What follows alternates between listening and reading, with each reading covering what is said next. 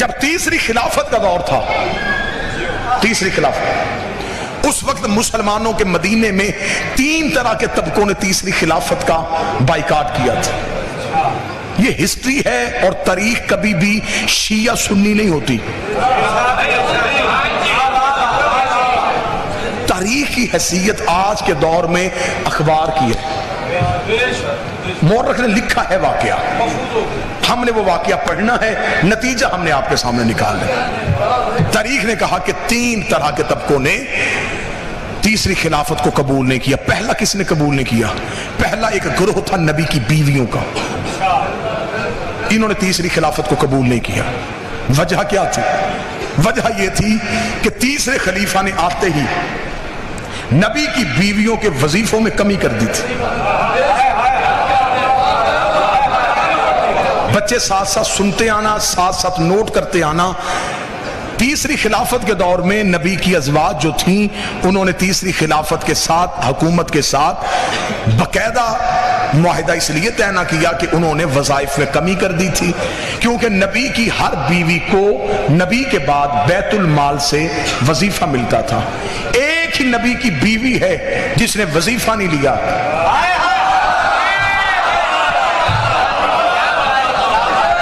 باقی وظیفے مقرر تھے، اور ہر ایک کا وظیفہ علیحدہ علیحدہ تھا۔ یہاں پہ میرا پہلا سوال ہے تاریخ کے مورخ سے کہ جب سب ایک جیسی رتبے میں تھیں، وظیفہ علیحدہ علیحدہ کیوں تھا؟ جب برابر تھا، رتبہ ایک جیسا تھا، تعلق نبی کے ساتھ تھا، وظیفہ ایک جیسا کیوں نہیں؟ تاریخ کے ماتھے پہ پسینہ آیا۔ تاریخ نے کہا اصل میں وجہ یہ تھی وظیفے ملتے تھے رشتہ داری کی بنیاد پہ۔ میں تو پڑھتا چلا جا رہا ہوں، مجھے نہیں پتا آپ سننا ہے کیا۔ وظیفے ملتے تھے جس کی حکومت سے جتنی رشتہ داری تھی اسے اتنا وظیفہ ملتا تھا۔ میں نے جملہ پڑھا، کوٹ شاہ میں 9 10 12 بندوں نے تائید کر دی کہ واقعتاً یہ ٹھیک ہے، رشتہ داری کی بنیاد پہ ملتے ہوں گے، لیکن بات اس سے بھی زیادہ تلخ ہے اور حقیقتیں بڑی کڑوی ہوتی ہیں، حقیقتیں بڑی تلخ ہوتی ہیں۔ اگر آپ مجھ سے پوچھیں کہ حقیقت کیا ہے تو مجھے غازی عباس کے علم کی قسم ہے، مناظرہ کرنے کے لیے تیار ہو، مباہلہ کرنے کے لیے تیار ہو۔ وظیفے رشتہ داریوں کی بنیاد پہ نہیں ملتے تھے، علی سے دشمنی کی وجہ سے ملتے تھے۔ جس کی جتنی دشمنی زیادہ ہوتی تھی،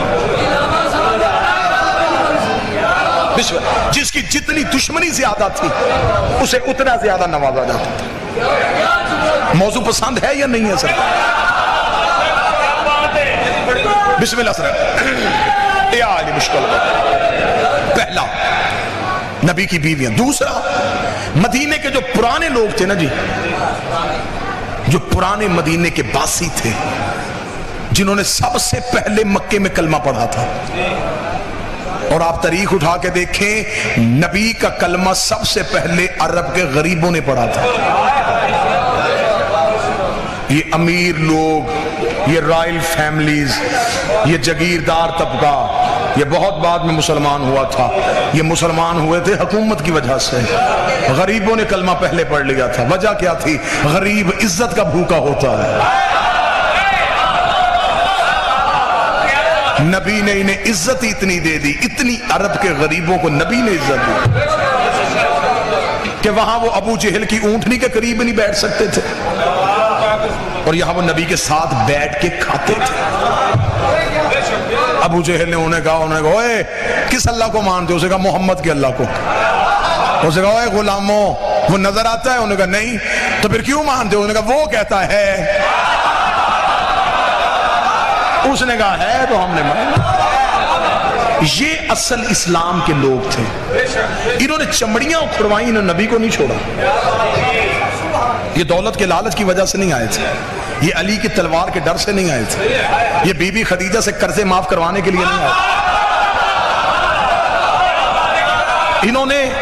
انہوں نے اسٹیٹ نہیں دیکھی، انہوں نے یہ نہیں دیکھا کہ یہ اسلامی سلطنت بن جائے گی، اسلامی حکومت بن جائے گی، ہم میں سے کوئی گورنر ہو جائے گا، کوئی وزیر خزانہ ہو جائے گا، انہوں نے یہ نہیں دیکھا۔ انہوں نے صرف کردار مصطفیٰ دیکھا۔ ان لوگوں نے بھی تیسری خلافت کو قبول نہیں کیا۔ توجہ سے بات سنتے آئیے۔ وجہ کیونکہ ان کا مطالبہ یہ تھا کہ ایک بندے کو نبی نے اپنی زندگی میں مدینے سے باہر نکالا تھا. بادشاہ حسین آپ کی تائید پہ آپ کا ہاتھ اٹھانا گواہی کے طور پہ درج ہے. اس بندے کو نبی نے اپنی زندگی میں مدینے سے باہر نکالا تھا. مروان اس کا نام تھا, حکم کا بیٹا تھا. باپ اور بیٹا دونوں مل کے رسالت ماپ گلیوں میں چلتے تھے, یہ پیچھے نبی کی نقلیں اتارتے تھے اور نبی کو طعن و تشنیع معاذ اللہ ثم معاذ اللہ توہین کرتے تھے. نبی نے حکم نہیں دیا, اس نے دیا کہ تو برداشت کر لیتا ہے, مجھ سے نہیں. انہیں مدینے سے باہر نکال, انہیں مدینے سے اتنا باہر نکال کہ تیرے بعد جو بھی تیری جگہ پہ آئے وہ ان کو مزید باہر نکال دے. جب تیسرا خلیفہ آیا تو بجائے ان کو باہر نکالنے کے اسے مدینے بلایا. صرف مدینے نہیں بلایا, اس سے مصر جیسی اہم ریاست کا گورنر بنا دیا. نوجوانوں کے لیے یہ باتیں نہیں ہوگی لیکن ضرور ان باتوں کو ذہن میں رکھنا. یہ میں پوری تاریخ کا سفر لمحوں میں کرنے لگا ہوں. مصر کا گورنر بنا دیا. مصر اس دور کی سب سے مہنگی اسلامی ریاست تھی. سب سے زیادہ پیسہ مصر سے آتا تھا اور سب سے بڑے خائن کو اس کے اوپر گورنر بنا دیا. مدینے کے لوگوں نے جو پرانے رہنے والے تھے وہ اکٹھے ہو کے آئے حضرت محمد بن ابی بکر کے پاس. کون کہتا ہے کہ ہم صحابہ کا احترام نہیں کرتے؟ بسم اللہ. محمد بن ابی بکر کے پاس اور انہوں نے آ کے محمد بن ابی بکر سے کہا کہ آپ جا کے مولا علی سے کہیں کہ اسے کہے کہ اسے مصر کی گورنری سے ہٹائے. محمد بن ابی بکر رات کے وقت مولا علی کے پاس گھر آئے. اور ایک بات میں اور اپنے بچوں کو بتاؤں, مسلمان تاریخ نے بڑا ظلم کیا ہے. انہوں نے 3 حکومتوں میں جو مولا علی کا دور تھا اسے لکھا کہ علی نے دور جو ہے یہ خاموشی میں گزارا, گوشہ نشینی میں گزارا. علی گھر سے نہیں نکلتے تھے, علی قرآن جمع کرتے تھے. بہت بڑا ظلم ہوا ہے یہ علی جیسی شخصیت کے ساتھ کہ علی کے اتنے لمبے دور کو صرف چند جملوں میں بند کر دیا گیا. اور شیعہ بھی یہی جملے ممبر سے میں نے خود سنے ہیں, بندے کہتے ہیں علی قرآن جمع کر رہے تھے. وہ کون سا قرآن تھا جو علی کے پاس نہیں تھا؟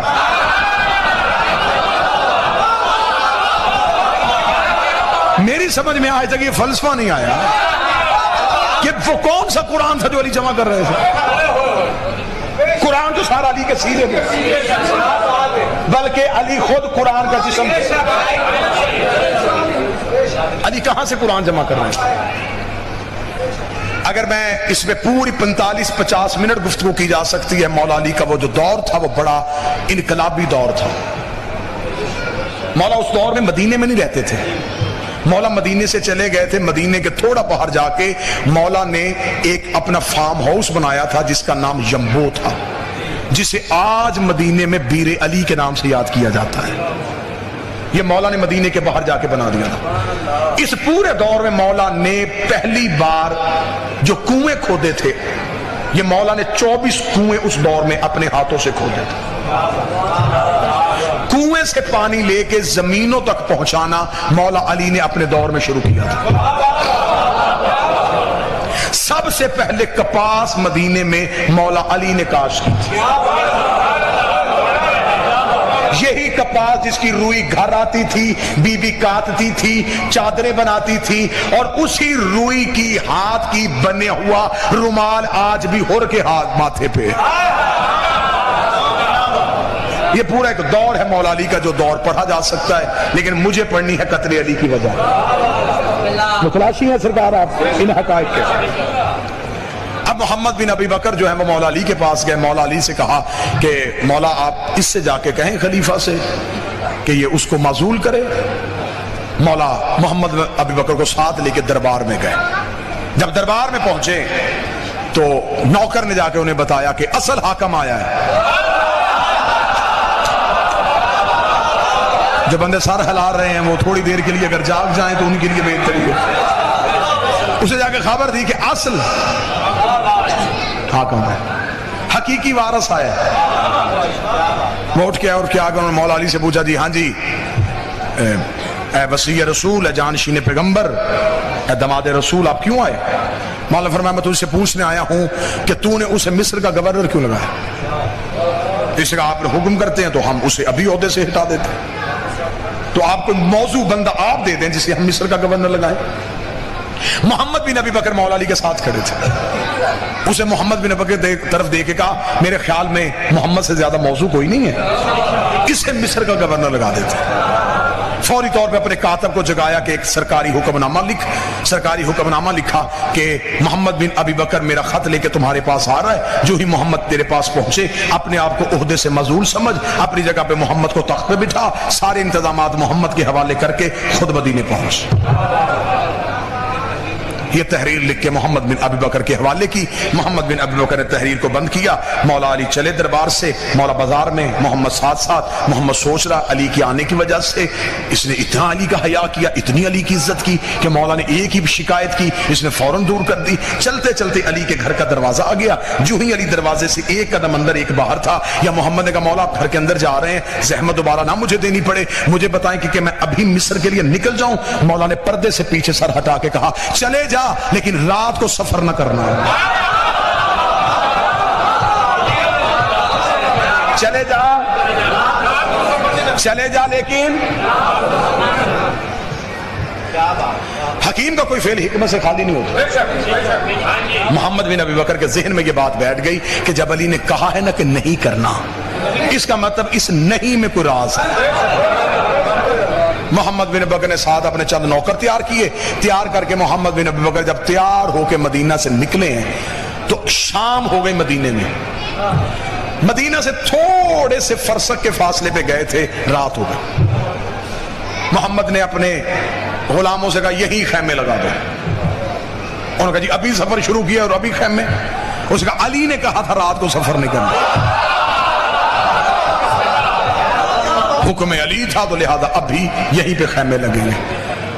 وہیں پہ پڑاؤ ہو گیا. پڑاؤ ہو کے آگ روشن کر دی گئی. آگ اس لیے روشن کی جاتی تھی کہ اگر کوئی دور سے گزر رہا ہو تو اسے پتا چلے کہ کوئی لوٹنے والے نہیں بیٹھے, کوئی شریف بیٹھے ہوئے, کسی قافلے نے پڑاؤ کیا ہوا.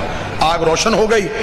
جناب محمد بن ابی بکر نے آ کے خیمے میں مصلی بچھایا, عبادت الہیہ میں مشغول ہو گئے. ابھی محمد عبادت کر رہے تھے, یا محمد کو اپنے کانوں میں کسی گھوڑے کے دوڑنے کی ٹاپوں کی آواز آئی. محمد بن ابی بکر نے فوراً کان آواز کی طرف کیا. اب آواز سے محمد بن ابی بکر نے اندازہ لگایا ایک ہی گھوڑا ہے, گھوڑا بھی اعلیٰ نسل کا ہے, بھاگ بھی تیز رہا ہے, نکلا بھی ابھی مدینے سے ہے. پھر فوراً ذہن میں سوال ہے اگر یہ شخص مدینے سے نکلا تھا, یہ رات کے وقت اکیلا سفر کیوں کر رہا ہے؟ اگر اس نے سفر کرنا تھا تو یہاں قافلہ تھا, یہ قافلے کے ساتھ کیوں نہیں آیا؟ یہ سوال ذہن میں تھے, یا علی کی بات آ گئی یاد, رات کو سفر نہ کرنا. محمد بن ابی بکر تو پہلے ہی راز ڈھونڈ رہا تھا. محمد بن ابی بکر نے فوراً خیمے سے باہر نکلے, اپنے نوکر سے جلدی جلدی اٹھ, گھوڑے پہ زین رکھ, بندہ پکڑ. اسے گھوڑے پہ زین رکھی, گھوڑا دوڑایا, بندہ گرفتار کر کے محمد بن ابی بکر کے قدموں. محمد نے پوچھا کون ہے تو؟ اسے کہا جی مدینے کا رہنے والا. کہاں جا رہا ہے؟ یمن. کیوں جا رہا ہے؟ اس نے کہا اسی ذاتی کام کے سلسلے. محمد بن ابی بکر نے اپنے نوکروں سے کہا اس کی تلاشی لو. جامع تلاشی لی گئی, کچھ ذاتی سامان کو زیادہ رہا, اس کے علاوہ کچھ نہیں. محمد نے کہا اور اس کے پاس کیا؟ انہوں نے کہا اس کے گھوڑے کی گردن میں ایک مشکیزہ ہے پانی کا مشکیزہ نکالو. کیا اس میں؟ اس کا پانی ہے. فرمایا اسے تلوار سے چیرو. چیرا, پانی بہاؤ, پانی بہایا. ہاتھ ڈالو, اندر سے شیشے کی بوتل, اس کے اندر ایک خط. محمد بن ابی بکر نے تلوار کی نیام مار کے بوتل کو توڑا, اندر سے خط کو نکالا, خط کو کھولا. خط میں لکھا ہوا تھا کہ تیری طرف محمد میرا خط لے کے آ رہا ہے. محمد بن ابی بکر کے پہنچنے سے پہلے کہ تیز رفتار گھوڑا سوار سپاہی تجھ تک پہنچ جائے گا. ایک دستہ لشکر کا مصر کے باہر کھڑا کر دینا جو محمد کو تجھ تک پہنچنے سے پہلے قتل کر دے, اور محمد کی لاش کسی ویرانے میں پھینک دینا. محمد بن ابی بکر نے خط پڑھا, خط کو بند کیا, منہ مدینے کی طرف کر کے, اور سفروں سے بچانے والے,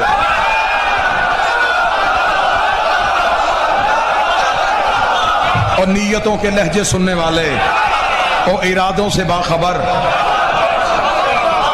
اے نوکروں کی عزتیں رکھنے والے, بادشاہ حسین.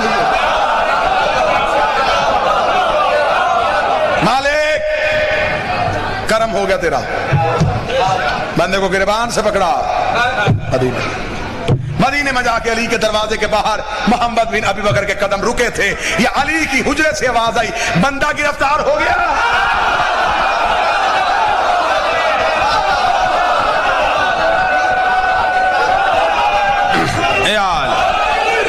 پسند ہے موضوع کے نہیں بچا؟ بندہ گرفتار ہو گیا. اس نے کہا یا علی بندہ گرفتار ہو گیا. علی باہر آئے، محمد نے قدموں پہ ہاتھ رکھے گا، مولا جب خبر تھی مجھے کیوں بھیجا؟ مولا مسکرا کے فرماتے محمد میں ثبوت کے بغیر حملہ نہیں کرتا. کہاں سے لا گئی دنیا علی جیسا امام؟ بندے کو پکڑا اور مولا علی اپنے گھر میں گئے. تاریخ کہتی ہے علی نے زرد رنگ کی عبا پہنی. زرد عبا ہمیشہ مولا علی جنگ میں جاتے ہوئے استعمال کرتے. جب علی اپنے کاندھے پہ زرد عبا رکھتے تھے تو مدینے کے لوگ دروازے بند کر لیتے تھے کہ آج علی جلال میں ہے. اس رات مولا نے زرد عبا اپنے کاندھے پہ رکھی. کاندھے پہ رکھ کے مولا دربار کی طرف گئے. دربار کے باہر نیزے بردار مشعلیں لے کے سپاہی کھڑے تھے. علی ٹھوکر سے دروازہ کھولا، اٹھاؤ اسے. علی کا جلال تخت سے زمین پہ گرا. نہ تاج سنبھلا نہ آواز سنبھلی. بڑبڑاتے ہوئے علی کے سامنے آ کے جی یا علی حکم. علی نے فرمایا کہ یہ کاسہ تیرا ہے.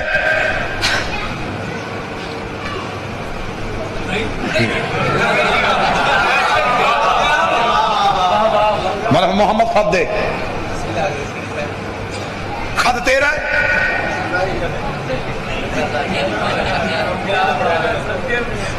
علی نے فرمایا چمڑا دربار کا ہے.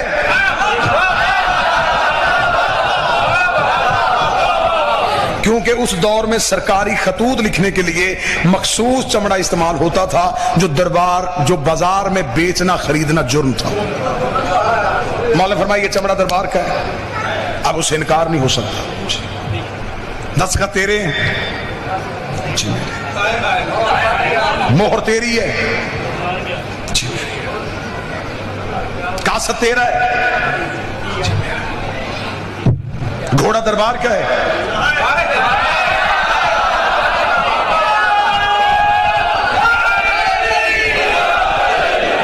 جی میرا اتنا کہنا تھا. یا علی مڑے بلا تشبیہ. علی چلنے لگے پیچھے. یا علی بات تو سنیں گے. بس اب علی کی کوئی ذمہ داری نہیں. ہائے ہائے ہائے بس اب علی کی ذمہ داری. مولا بات تو سنیں گے. مولا میری علی دربار سے باہر چلے. دربار سے باہر گئے. خبر مدینے میں آگ کی طرف پھیل گئی. جو ایک گروہ پہلے ہی دشمنی میں آمادہ تھا ان کے ہاتھ یہ جواز آ گیا. انہوں نے خلیفہ کے گھر کا گھراؤ کر لیا.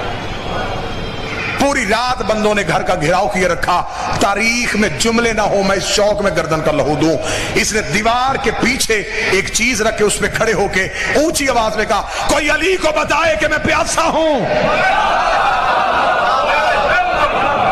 کوئی علی کو جا کے خبر دے کہ میں بھوکا ہوں. اتنا سخت پہرا تھا کہ پرندہ پر نہیں مار سکتا تھا. یا یکدم گلی میں دو سائے داخل ہو گئے. سپاہیوں نے کہا روکو روکو روکو اسے کون ہے. پیچھے سے آواز آئی رستہ دو حسن اور حسین آ رہے ہیں.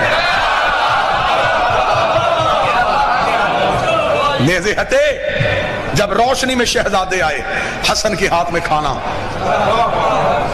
حسین کے ہاتھ میں پانی. شہزادوں نے دیوار پہ کھانا اور پانی رکھ کے کہا سخی نے بھیجا ہے.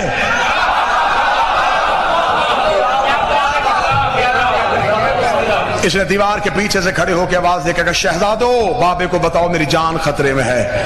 حسن حسین نے کہا تو نے صرف کھانا اور پانی مانگا تھا. حکومت کے معاملات میں علی نہیں بولیں گے. مدینے کے مقامی اختلافات میں علی نہیں بولیں گے. یہ کہہ کہ حسن و حسین گئے. رات کے وقت کسی نے دیوار پھلانگی. پتہ انہیں چل گیا تھا کہ اب یہ علی کو پکارنا شروع ہو گئے ہیں. لہذا انہوں نے کہا یہ رات بڑی اہم ہے. اسی رات میں خلیفہ کا قتل ہو گیا. قتل جب ہوا خلیفہ کا خبر پہنچ گئی. پورے دنیا میں، عرب دنیا میں۔ ایک نبی کی بیوی جو ہے وہ مدینہ سے اسی خلیفہ سے ناراض ہو کے بصرہ چلی گئی تھی۔ تو جو ہے پوری صاحبان کے نہیں ایسے نہ ہو کہ میں کہوں کہ آپ محظوظ ہو کے سن رہے ہیں اور آپ بالکل سو رہے ہوں ہاں تھوڑی تھوڑی کرتے رہیے گا، 1.5-2 منٹ کا۔ انہیں بصرے خبر ملی کہ آئیے کام بڑا آسان ہو گیا ہے، خلیفہ قتل ہو گیا ہے، قتل ڈالتے ہیں علی کے سر، علی کی دشمنی بھی پوری ہو جائے گی، وہ تو ہوئی حکومت پہ قبضہ ہمارا ہو جائے گا۔ یہ ایک پورا گروہ لے کے، ایک لشکر لے کے بصرہ سے روانہ ہو گئے، خبر مدینے پہنچ گئی۔ مولا نے ایک مخصوص صحابہ کا لشکر ساتھ لیا، علی نے رستے میں جا کے کہا انہیں مدینے داخل ہونے سے پہلے روکے۔ رستے میں ایک میدان میں جا کے دونوں فوجوں کا آمنا سامنا ہو گیا، کیونکہ وہ جو آئی تھی وہ اونٹ پہ بیٹھی ہوئی تھی، اونٹ کو عربی میں جمل کہا جاتا ہے، جس میدان میں جا کے وہ اونٹ رکا اسے کہتے ہیں میدان جمل، جس کی وجہ سے یہ جنگ مشہور ہے، جنگ جمل۔